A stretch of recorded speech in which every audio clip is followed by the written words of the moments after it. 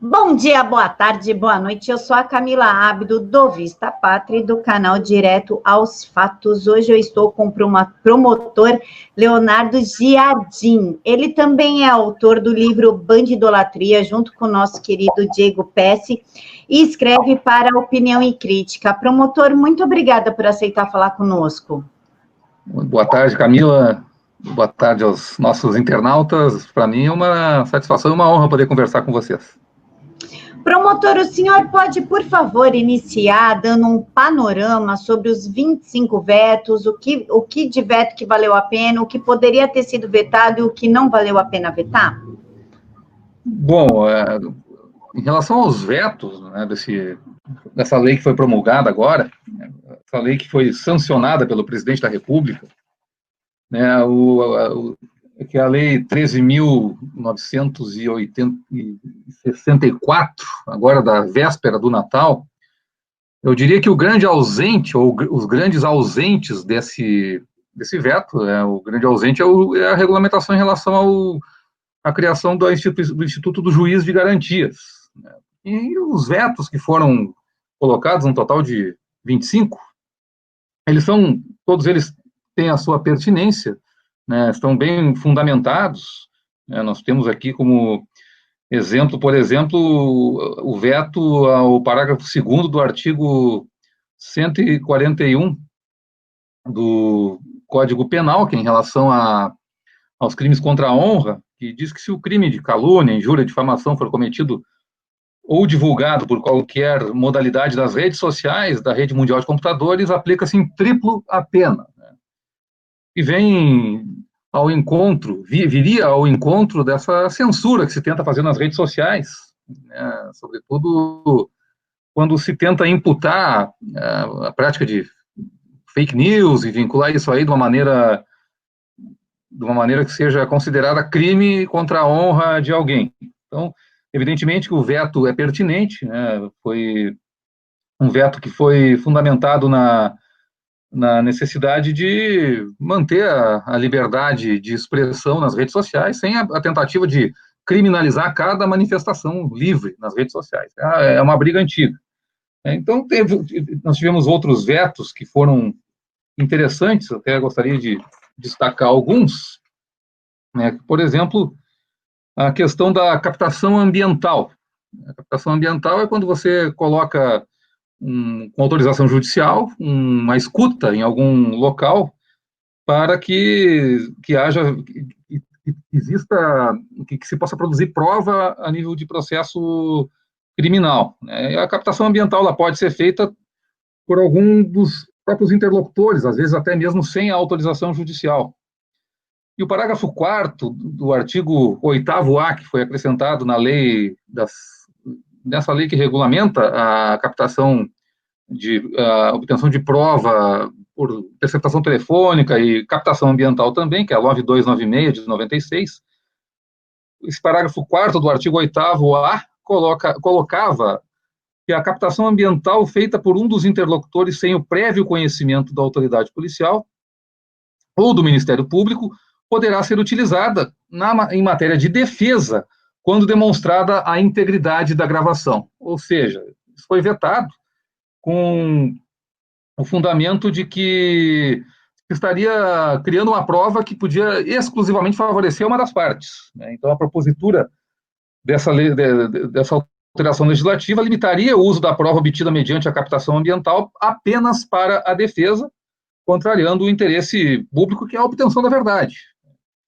E em relação a outras situações, por exemplo, nós podemos ver que se trata aqui, por exemplo, da coleta de amostra biológica, em relação à colheita do perfil genético de criminosos. É prevista também lá uma alteração na Lei de Execuções Penais.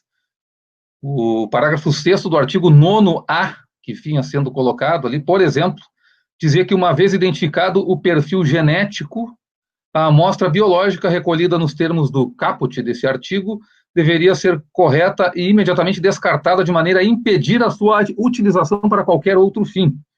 Isso foi vetado também, porque, segundo a mensagem de veto da Presidência da República, a proposta previa um descarte imediato da amostra biológica, uma vez identificado o perfil genético, e contrariaria o interesse público, tendo em vista que a medida pode impactar diretamente no exercício do direito de defesa, que pode solicitar a refeitura do teste para fins probatórios, e as melhores práticas e recomendações internacionais dizem que, após a obtenção de uma coincidência, a amostra do indivíduo deve ser novamente testada para confirmação do resultado. Seria um procedimento de controle de qualidade com o objetivo de evitar erros, né? Então, todos os vetos que ocorreram nessa nova lei, eles acabaram, de uma maneira ou de outra, eles observando uma boa técnica processual, uma boa técnica também de procedimental, para que se possa obter ou buscar obter a verdade de uma maneira mais eficaz. Grande ausente desses vetos aí foi o nosso famigerado juiz de garantias, né, que foi colocado, enxertado nesse projeto, nesse projeto anticrime, de uma maneira praticamente subreptícia.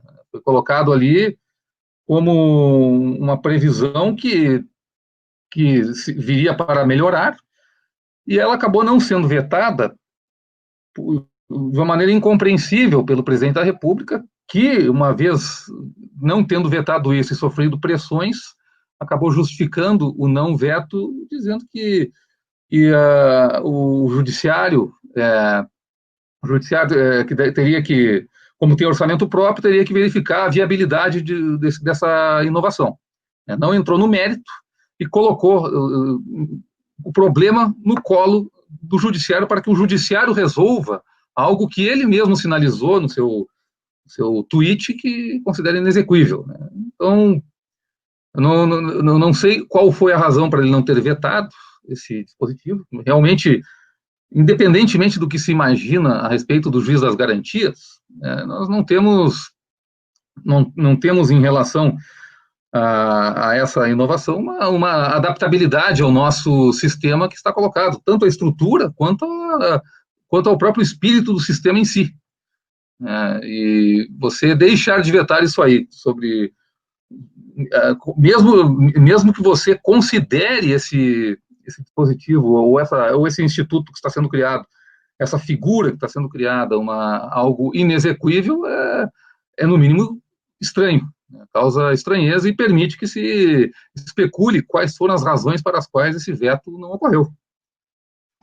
Promotor, o que seria, afinal, um juiz de garantia? Porque a gente está tendo informação de todos os lados. É uma pessoa que vai influenciar na investigação, é uma pessoa que vai influenciar no julgamento, é uma pessoa que vai julgar junto com o juiz da comarca. O que é, afinal, esse juiz de garantia? Bom, o juiz de garantias é um juiz, né? Só que ele está recebendo um nome diferente do juiz de direito. Ele já existe na prática, e todo juiz ele observa as garantias da pessoa que está sendo acusada. E ele já existe na prática na medida em que sempre há necessidade de que um juiz ele decida as questões incidentais, cautelares, que são anteriores à propositura da ação penal, ao oferecimento da denúncia pelo Ministério Público. Qual é a novidade que está sendo criada aí? É que o mesmo magistrado que atuar na fase anterior ao recebimento da denúncia, ele estará impedido de prolatar a decisão de mérito depois, durante o processo. É como se ele estivesse contaminado pelo contato que ele teve com a prova do processo anterior ao oferecimento da denúncia. Essa situação, ela tem embutida nela o pensamento de que o juiz, uma vez tendo contato com a prova anteriormente ao oferecimento da denúncia, ele seria suspeito para julgar o acusado, como se tivesse algum motivo para manter alguma restrição em relação aos direitos e liberdades do réu, quando ele pode analisar essas medidas todas, e sempre analisou e sempre analisará de uma maneira imparcial e de uma maneira equidistante daquilo que ele efetivamente decide com base na lei e não com base em sentimentos. O que se tenta criar com esse instituto, e é por isso talvez que ele esteja sendo tão comemorado, exatamente por setores da oposição, digamos assim, é que ele coloca sob suspeita a parcialidade do julgador que decide medidas como prisão preventiva, como medidas cautelares, arresto, sequestro, ou a imposição de outras medidas cautelares diversas da prisão anteriormente ao recebimento da denúncia. Isso não vai mudar a natureza humana, né? Mas vai ajudar numa narrativa, né? E essa narrativa que a gente conhece, que existe, tem sido sustentada nos meios de comunicação, de que o juiz, ao decidir uma interceptação telefônica, por exemplo, durante uma investigação criminal, ele automaticamente está se colocando na condição de interessado em que o réu, ao final, venha a ser condenado. E a gente sabe que, na prática, o mesmo juiz que defere até mesmo uma prisão preventiva durante uma investigação criminal, até mesmo durante o processo criminal, muitas vezes, ele chega no final do processo, ele absolve o réu, porque entendeu que a prova que foi produzida não foi suficiente para a condenação. Então, se cria uma falsa premissa de suspeição do magistrado, né? E que favorece a narrativa de que lá na Operação Lava Jato, os magistrados que se destacaram mais, que, portanto, são de certa forma, alvo de ódio das pessoas que foram atingidas pela Operação Lava Jato, como o ex-juiz Sérgio Moro, como o juiz Marcelo Bretas, entre outros, eles estariam agindo motivados por razões pessoais inconfessáveis, quando nós sabemos que atuaram nesses processos de uma maneira técnica e de uma maneira bastante responsável. Doutor, um dos argumentos é que agora o juiz de garantia impede a delação premiada. Segundo informações, ele impede que o delator obtenha benefícios revelando outros casos de corrupção. Isso é verdade? Olha, o juiz de garantias é o juiz que vai fazer a análise, segundo a lei que foi aprovada, a análise do conteúdo e da legalidade da colaboração premiada, terá a incumbência de verificar se o colaborador ele não foi coagido de alguma forma, e a lei, de uma certa forma, nesse aspecto, ela tenta sugerir que o sujeito que está preso, por exemplo, ele está numa situação de maior vulnerabilidade e, portanto, mais suscetível a pressões. Seria o juiz de garantias o magistrado que estaria apto a fazer essa análise, né, que eu repito, poderia ser feita por qualquer juiz, porque qualquer juiz é um juiz de garantias. Você criar essa denominação. É claro que ele pode, o juiz de garantias, ou o magistrado hoje, que vai fazer esse filtro em relação ao acordo de colaboração premiada, é claro que ele tem a liberdade funcional de fazer esse tipo de avaliação e de juízo. Mas não é uma novidade que vem vinculada ao Instituto do Juiz de Garantias, a essa persona do juiz de garantias. É uma tarefa do Poder Judiciário que foi incumbida que é incumbida ao magistrado que tem o dever de analisar e homologar, ou não, se for o caso, a colaboração premiada. Claro que não é algo necessário que tenha que ser um juiz de garantias ou um juiz diferente daquele juiz que irá julgar o processo ao final do processo, após o recebimento da denúncia e a regular instrução processual. Então, o grande problema dessa inovação é que ela traz essa figura nova, né, partindo do pressuposto que ele será um tipo de juiz que vai tutelar exclusivamente os interesses do acusado. né, porque não se diz quais garantias esse juiz irá tutelar, mas se presume, né, até pelo espírito das alterações que foram feitas, pelo espírito de quem promoveu essas alterações, que esse juiz deverá garantir somente os direitos e garantias dos réus, e não tem nada a ver com os direitos e garantias da sociedade em geral. Então, a premissa de que acabou a delação premiada é falsa. Não, o que aconteceu foi que a colaboração premiada nessa nova lei, ela foi regulamentada de uma maneira um tanto quanto minuciosa demais, e cada vez que você regulamenta de uma maneira minuciosa um instituto, né, e você traz para o texto da lei questões que são muitas vezes subjetivas, questões que são até decorrentes da prática, da experiência e do bom senso, e você coloca isso no texto da lei, você está dando munição para que aquela colaboração, aquela medida tomada, ela seja questionada, com base em cada um desses requisitos que estão na lei e que não precisariam estar na lei, porque muitas vezes decorre do bom senso, mas você gera uma possibilidade maior de questionamentos.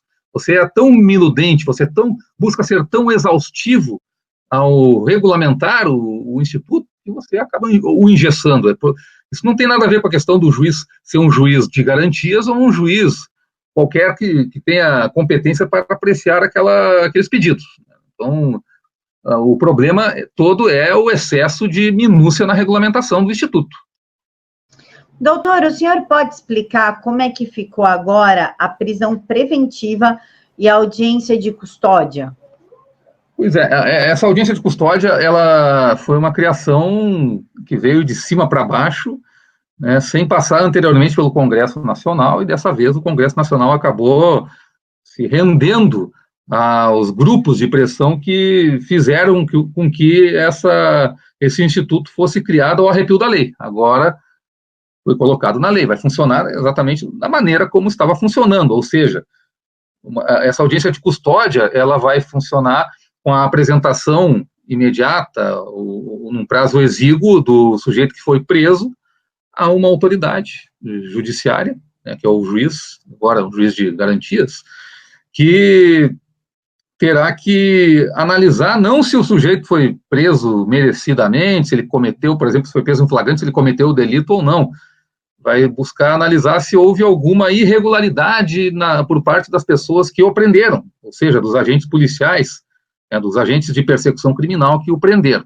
É uma audiência que, da maneira como ela foi regulada no Brasil, ela só serve para colocar em dúvida, para criar uma presunção de ilegalidade ou ilegitimidade da atuação dos órgãos de persecução criminal que conseguiram, ou que acabaram prendendo um delinquente, né, seja cumprindo um mandado judicial, seja o prendendo em flagrante delito. Então, esse é o grande problema da audiência de custódia. Né, e você colocou outra situação, além da audiência de custódia? Sobre a prisão preventiva, porque também o pessoal está com dúvida em relação à prisão preventiva. Pois é, a questão da prisão preventiva, ela é uma das mais delicadas, né, e que isso está passando batido, né, o pessoal não está prestando muita atenção nisso. Mas é outro instituto que que teve uma regulamentação minuciosa e exaustiva, e eu diria engessante para o magistrado que tem que decretar uma prisão preventiva analisando um caso concreto. Aí se colocou na lei algumas situações bastante problemáticas, eu me permito aqui trazê-las agora, né, de uma maneira mais detida. Então, o que mudou na prisão preventiva? A prisão preventiva, o que é? É quando você tem, basicamente, uma situação em que você precisa prender alguém cautelarmente durante uma instrução uma instrução processual ou uma investigação criminal. Logo, não é uma prisão que signifique uma pena, e sim uma medida cautelar extrema, que vai levar o sujeito para a cadeia. Por quê? Porque existe o chamado fumus boni iuris, ou seja, a fumaça do bom direito, ou seja, há indícios veementes de que aquela pessoa realmente cometeu o crime, né, passível de decretação de prisão preventiva, e o chamado periculum libertatis, né, que é o fato de que o sujeito está colocando em risco, seja a ordem pública, seja a própria instrução criminal, ou seja, ele está talvez ameaçando testemunhas, tentando suprimir provas ou coisa parecida, ou até mesmo a própria aplicação da lei penal. Há um risco, por exemplo, de que o sujeito vá fugir, vá se evadir para sequer responder o processo, ou se ele for condenado, ele vai se colocar voluntariamente na condição de foragido. Então, esses basicamente são os institutos, os requisitos da prisão preventiva.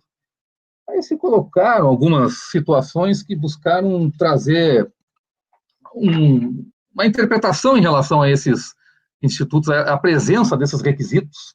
Não são situações que são situações que muitas vezes trazem alguma subjetividade. Então, por exemplo, você começa aqui com o artigo 312 do Código de Processo Penal, que é onde historicamente se prevê a prisão preventiva, dizendo que a prisão preventiva poderá ser decretada como garantia da ordem pública, da ordem econômica, por conveniência da instrução criminal ou para assegurar a aplicação da lei penal, quando houver prova da existência do crime e indício suficiente da autoria e de perigo gerado pelo estado de liberdade do imputado. Aí o parágrafo 2º, que foi alterado, ele coloca que a decisão que decretar a prisão preventiva deve ser motivada e fundamentada em receio de perigo e existência concreta de fatos novos ou contemporâneos que justifiquem a aplicação da medida adotada. O que isso significa? Você está regulamentando o conteúdo do periculum libertatis, né? Você está dizendo quando, você não está deixando para o juiz analisar e utilizar dados concretos em relação àquele sujeito cuja prisão está se pretendendo decretar.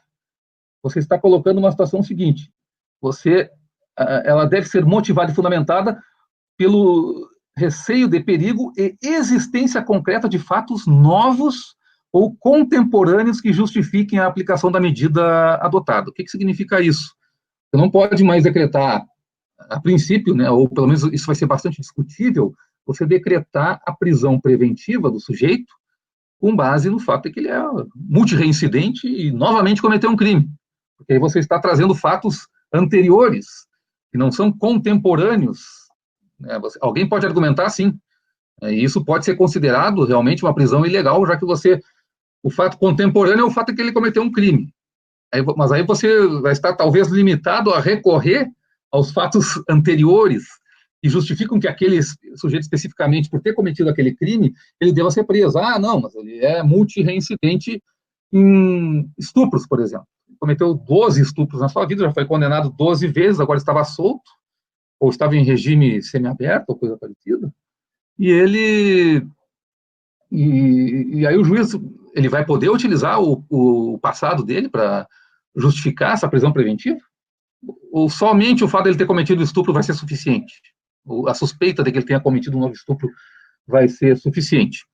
Aí você vai discutir isso aí. Eu posso entender que a situação dele ter cometido um novo crime ela é atual, e que você não pode separar dessa pessoa o seu passado. Então você tem no presente um sujeito que já cometeu muitos crimes no passado que está cometendo um crime de novo. Eu não posso pedir a preventiva dele por causa disso? Eu entendo que sim. Alguns dirão que não. Os que dirão que não vão casar essa exigência legal com a lei do abuso de autoridade, né, em que há previsão de punição para o juiz, ou até mesmo o membro do Ministério Público que postular ao juiz, ou a própria autoridade policial que postular ao juiz, uma prisão preventiva manifestamente ilegal. Você pode dizer, não, você decretar a prisão preventiva do sujeito pela sua ficha corrida, ou levando em consideração sua ficha corrida, é manifestamente ilegal. Portanto, o juiz que prender, ou o promotor que pedir a prisão, ele é criminoso.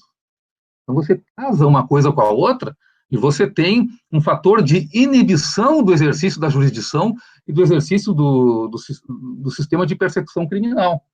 Isso é um dos aspectos terríveis que traz essa inovação da questão da prisão preventiva. O outro é aquela previsão de que o juiz terá que dar vista, o juiz poderá consultar a parte quando da concessão de medidas cautelares, inclusive medidas cautelares como a prisão preventiva ou outras, até mesmo uma medida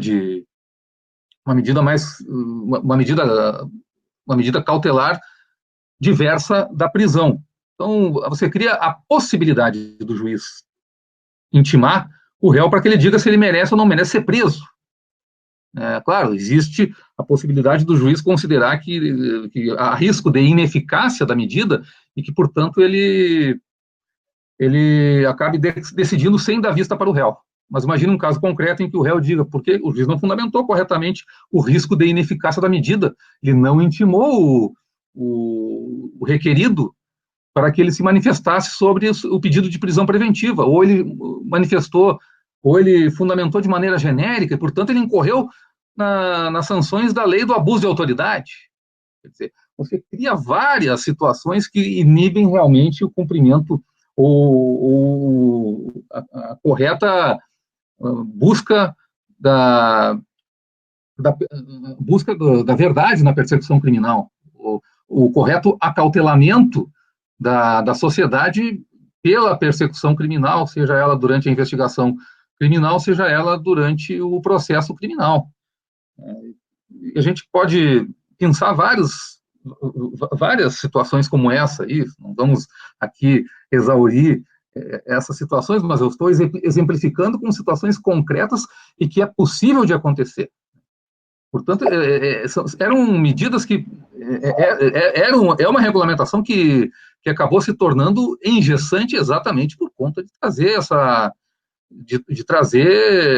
essa espada de Damocles sobre a cabeça de quem tem a responsabilidade e que precisa ter isenção e precisa estar livre de coações, né, de atuar em defesa da sociedade, buscando não só garantir os direitos do réu, que serão garantidos, mas as garantias e direitos de todos os cidadãos, sobretudo vítimas, e a própria sociedade em geral. Doutor, voltando um pouquinho no juiz de garantia, eu esqueci de perguntar, há uma alegação de que isso vai beneficiar o processo do Flávio Bolsonaro, processo não, investigação, porque ainda não existe processo, do Flávio Bolsonaro, isso é verdade? Olha, eu sequer conheço o teor da investigação do Flávio Bolsonaro, não sei nada sobre isso.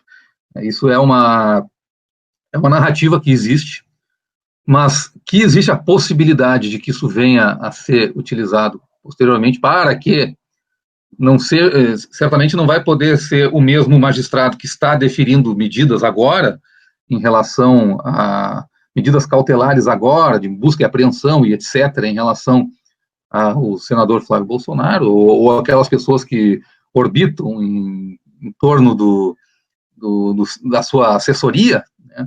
Não vai poder ser a mesma pessoa que irá decidir o processo ou que vai instruir o processo após o recebimento da denúncia, né? Seria essa aí a explicação, né? A justificativa, talvez, para esse posicionamento. Eu não vou entrar muito nesse mérito aí, porque eu quero crer que esse tipo de picuinha não deva ser motivo para um presidente da República vetar ou não vetar algo que é infinitamente mais importante de que uma situação particular, um processo particular, seja contra quem for. Mas é evidente que o Instituto irá se aplicar efetivamente a qualquer caso que surgir posteriormente. Aí eu posso pegar, exemplificando, né, falando em tese, e isso poderá gerar em outros processos, inclusive, que já estão sendo analisados, estarão sendo julgados, ou que já foram julgados, na medida em que a lei agora reconhece que o juiz que decide, ele é suspeito, porque antes ele deferiu uma medida cautelar, durante a investigação, por exemplo, ou durante o processo, esse juiz está contaminado e aquela sentença ela pode ser considerada nula. Aí você pode buscar a nulidade de muitos processos aí, são quase todos os processos criminais que já acabaram. Você pode ter uma tese jurídica nesse sentido. Mas é uma tese jurídica que o judiciário não precisa necessariamente acolher. Tudo bem, mas e essa tese jurídica, por exemplo, que chegou no Supremo Tribunal Federal em relação à ordem da apresentação das alegações finais, no caso de réu não colaborador em relação ao réu colaborador. Não tem previsão em lugar nenhum, foi enfrentada nos processos de uma maneira que a matéria precluiu, muitas vezes sequer foram alegadas, e agora a gente tem o risco aí de uma avalanche de nulidades baseada nessa nova orientação do Supremo Tribunal Federal. Se uma orientação do Supremo Tribunal Federal ela vai suscitar tamanha discussão, você imagina um instituto novo, criado por lei, e que ele, em si mesmo, ele muda radicalmente o modo de olhar o processo penal como um todo, e permite que você queira retroativamente buscar nulificar, anular processos que já acabaram, que já até transitaram em julgado há muito tempo. Né? Imagina as revisões criminais baseadas no reconhecimento legal de que isso efetivamente é um caso de suspeição do magistrado. O magistrado é suspeito só agora, depois da lei? Ou ele é uma pessoa humana tal como é hoje, era uma pessoa humana na época em que aqueles processos foram decididos? Esse é um dos grandes problemas dessa figura do juiz de garantia. Claro que o Supremo ele não precisa muita coisa para decidir de uma maneira inovadora. Ele pode, com base na Constituição, ignorar um texto de lei, mas quando você traz um texto de lei para o judiciário apreciar, que já facilita o trabalho de você, por exemplo, buscar ou acolher arguições de nulidade das defesas, sobretudo essas defesas tão bem aquinhoadas e sustentadas muitas vezes a peso de ouro por réus abastados. Então, nós temos aí uma força e tanto para que decisões que venham a dar guarida a narrativas de suspeição ou de magistrados comprometidos, coisa que sempre nós soubemos que nunca que aquela narrativa ela possa estar apoiada num texto de lei. Isso para mim é o mais grave. Doutor, falando como promotor, uma pessoa ativa na promotoria que lida com todos os tipos de crime, pessoas e situações, numa visão geral, quais foram os pontos positivos e os pontos negativos dos vetos e não vetos? Como que a gente pode ver agora esse pacote que está terminado e entregue ao Congresso? Pois é, de uma maneira geral, né, o que nós temos aqui? Uma coisa que a gente tem que estabelecer aqui, né? A gente passou anos, eu diria décadas, talvez desde os anos 60 do século XX, nós passamos por um processo contínuo de afrouxamento da lei penal. Então, eu não posso negar que a nova lei, ela contrariou um pouco com várias medidas, né, contrariou um pouco essa tendência histórica. Por quê? Porque nós tivemos uma iniciativa de um pacote do Ministério da Justiça que veio na contramão da tendência que se tornou até hegemônica, tanto nas academias quanto nos próprios tribunais, né, que é de considerar as garantias do réu acima das garantias das vítimas, acima das garantias da sociedade. Então, nós tivemos algumas medidas que foram colocadas no pacote, nem todas elas acabaram aprovadas, nem tudo que poderia ter ido para esse pacote anticrime foi para o pacote anticrime. Eu diria que esse pacote, quando foi apresentado, ele apresentou, embora remasse um pouco contra a maré, ele apresentava várias concessões àquele pensamento hegemônico, né, talvez tentando se tornar viável, factível, não receber a pecha de radical, que não foi nem um pouco eficaz, né, porque, na verdade, acabou recebendo mesmo assim a pecha de radical, a partir de manifestações do próprio presidente da Câmara dos Deputados.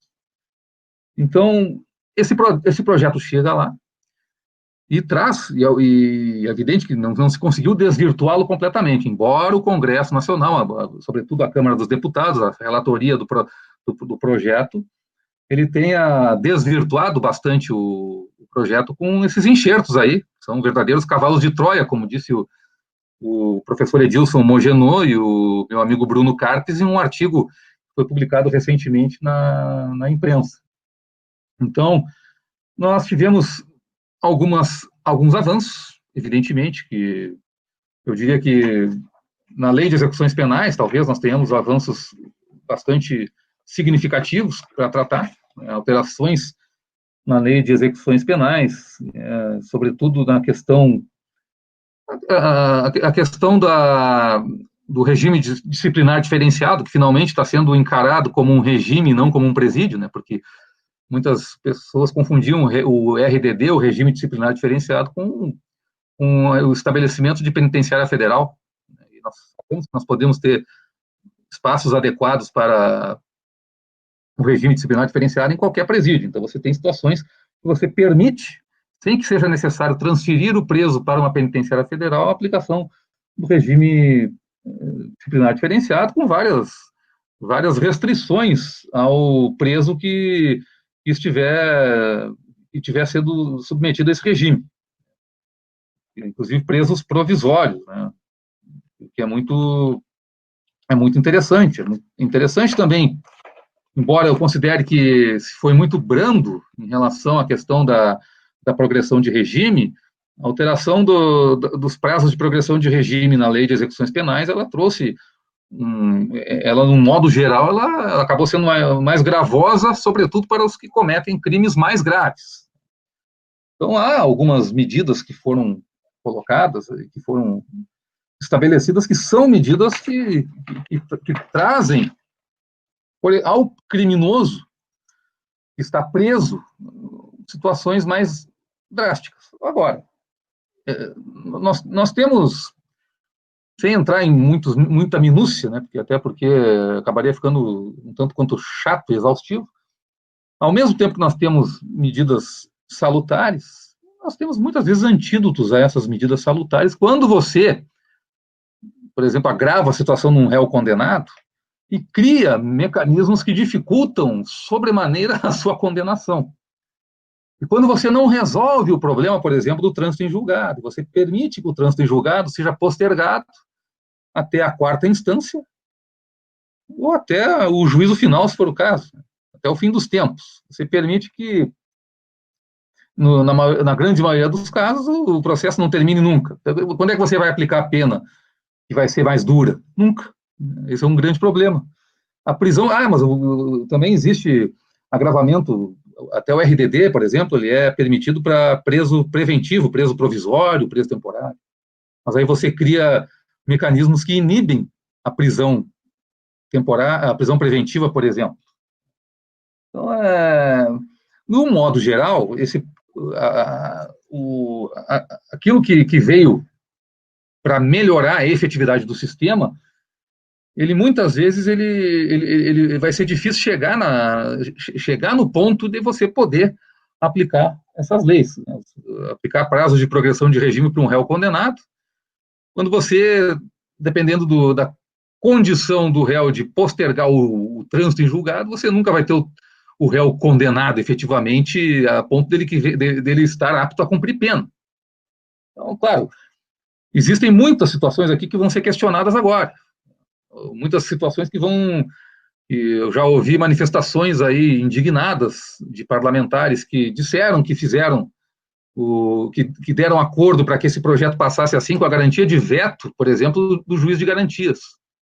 Né, e que depois essa garantia de veto que foi dada acabou não sendo suprida e que agora estão estudando medidas judiciais. Né, vão recorrer a alguma ação direta de inconstitucionalidade, por exemplo.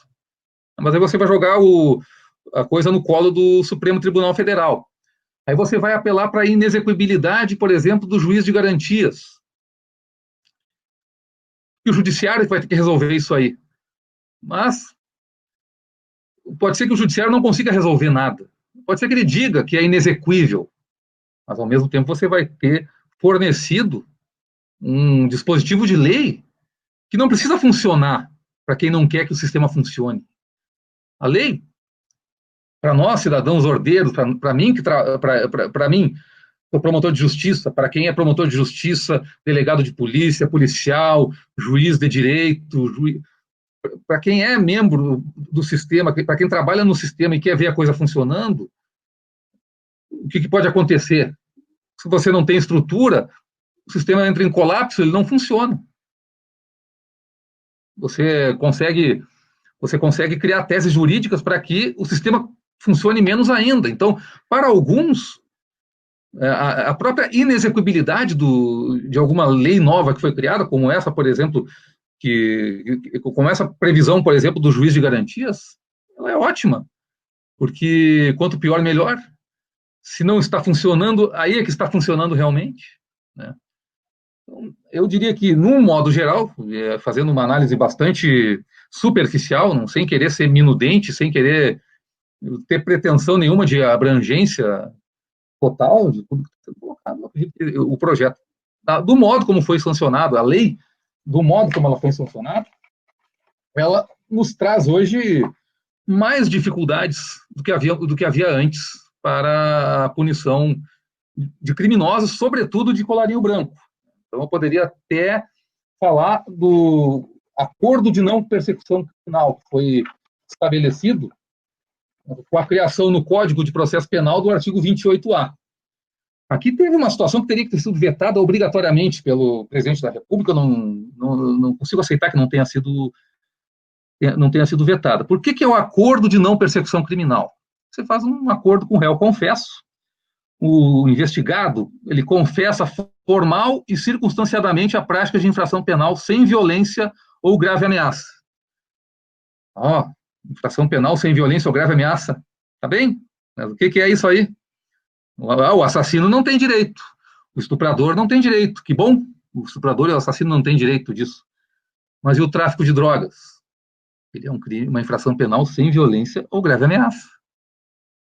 Claro, o tráfico privilegiado ele tem a pena mínima inferior a 4 anos. Então você já está trazendo para esse cara para o acordo de não persecução criminal, né? Você traz, por exemplo, o sujeito que porta um fuzil para o acordo de não persecução criminal, porque a pena mínima inferior a 4 anos. Aqui teve uma alteração do projeto original do Ministério da Justiça, que dizia que a pena máxima não poderia ser inferior a 4 anos. Teria que ser superior a 4 anos. Inferior a 4 anos. Quando você coloca a pena mínima, aí você pode incluir aí todos os crimes contra a administração pública, corrupção passiva, corrupção ativa, concussão, peculato, tudo isso está incluído aqui. Então você não vai chegar nunca na condenação de um corrupto. Por quê? Mas você somando a corrupção, e aí alguém pode sustentar assim que, não, mas eu posso somar as penas da corrupção, o cara cometeu 12 crimes de corrupção, e eu posso dizer assim, não, mas o que importa para o cálculo disso aqui é a pena de um crime. Vai ter tese jurídica nesse sentido. Então você está dando muita munição para que o crime de colarinho branco ele esteja blindado, né? Então o sujeito vai confessar o crime formal e circunstanciadamente e vai ter direito a pena alternativa, que não é prisão, e que vai ter como baliza o mínimo legal reduzido. Com base no mínimo legal, né, você vai ter o sujeito cumprindo 1/3 do mínimo legal em prestação de serviço à comunidade, por exemplo, no período correspondente à pena mínima ao delito, diminuída de 1 a 2/3 em local a ser indicado pelo juiz da execução. Aí você tem uma alteração do Código Penal, saudada como sendo um avanço no combate à corrupção. Por quê? Porque lá no Código Penal, a pena do crime de concussão, que é uma espécie de extorsão praticada por agente público, a pena máxima foi aumentada para 12 anos. Grande coisa. E a pena mínima continua em 2 anos. E o crime de concussão segue tendo a pena inferior, tendo a mínima inferior a 4 anos. Então o sujeito não vai ser condenado mesmo. Ele vai fazer, com base no mínimo, o acordo de não persecução criminal.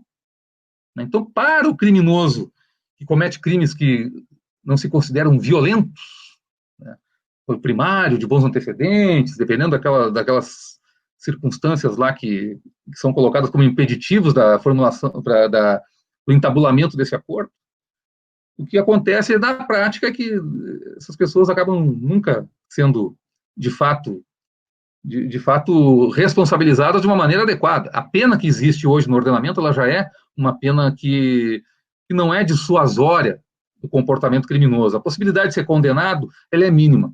E mais ainda agora, né, com tantos entraves, a que se chegue numa sentença condenatória que possa ser inquestionável.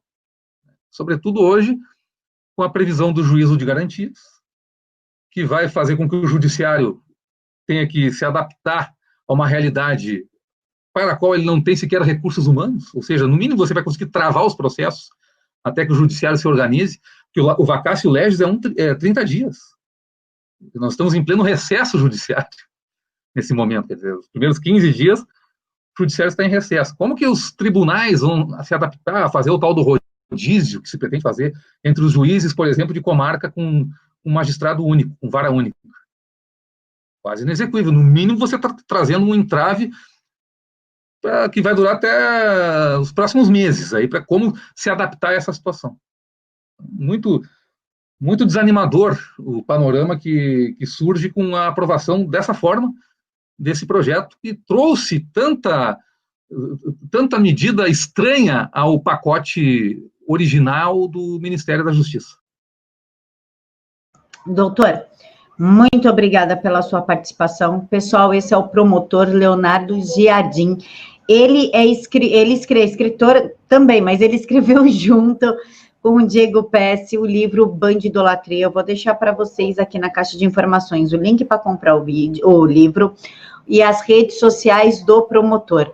Promotor, muito obrigada pelo seu tempo, por ter explicado os vetos para a gente, porque era uma coisa que estava causando muita confusão no Twitter, a rede de intrigas que é o Twitter. Então, muito obrigada por ter esclarecido tudo o que está acontecendo. Imagina, Camila, eu que agradeço a oportunidade de conversar com vocês. É uma matéria bastante complexa, né, e que a sociedade precisa estar um pouco... as pessoas que analisam isso têm que ter uma certa responsabilidade e se distanciar um pouquinho das paixões.